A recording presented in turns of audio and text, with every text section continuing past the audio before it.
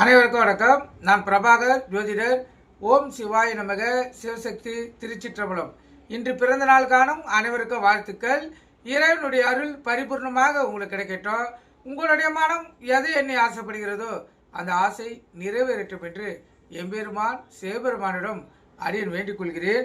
இப்போ நான் என்ன சொல்ல போறேன்னா, இந்த பரிவர்த்தனை யோகம் சொல்லிருப்பேன். அந்த பரிவர்த்தனை யோகத்திலையும் எந்தெந்த லக்கணத்துக்கு எந்தெந்த கிரகங்கள் பரிவர்த்தனை அடைந்தால் அந்த லக்கணம் பலம் பெறும் என்பதை சொல்கிறேன். 12 லக்கணத்துக்கும் நீங்கள் கருத்தில் கொண்டு பயன்பெறுங்க. உங்கள் ஜாத கட்டத்திலும் உங்கள் பிள்ளைகள் ஜாத கட்டத்திலும் அந்த அமைப்பு இருக்குதா பாருங்க. அதாவது அந்த கட்டத்தில் அதாவது கிரகங்கள் இருக்க கட்டங்கள் பகை வீடாக இருந்தாலும் இல்லை நீச நிலையில் இருந்தாலும் எந்த நிலையில் இருந்தாலும் அந்த பரிவர்த்தனைகள் நல்ல யோகத்தை தரும். கருத்தில் கொள்ளுங்க. இப்போ முதல் லக்கணம் மேச லக்கணம். மேச லக்கணத்துக்கு பரிவர்த்தனை பார்த்தீங்கன்னா சூரியன், சந்திரன், குரு இவங்க 3 பேர் தான் பரிவர்த்தனை பெறணும். பரிவர்த்தனைனா வீடு மாறி அவங்கவுங்க வீட்டில் உட்காரத்து. கருத்தில் கொள்ளுங்க.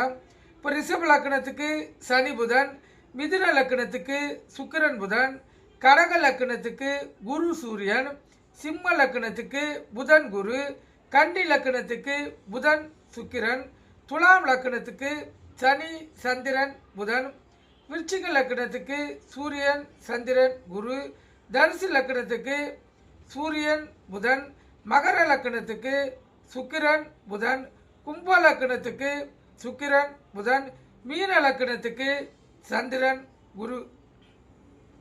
இந்த கிரகங்கள் பலம் இழந்து விட்டாலும் பலம் இழக்காவிட்டாலும் எப்படி இருந்தாலும் அந்த லக்கணத்துக்கு இந்த கிரகங்களுடைய தசா புத்தி அந்தரங்கம் நடக்கக்குள்ள அந்தந்த லக்கணத்துக்கு இந்தந்த கிரகங்கள் அற்புதமான பலன்களை செய்யும்.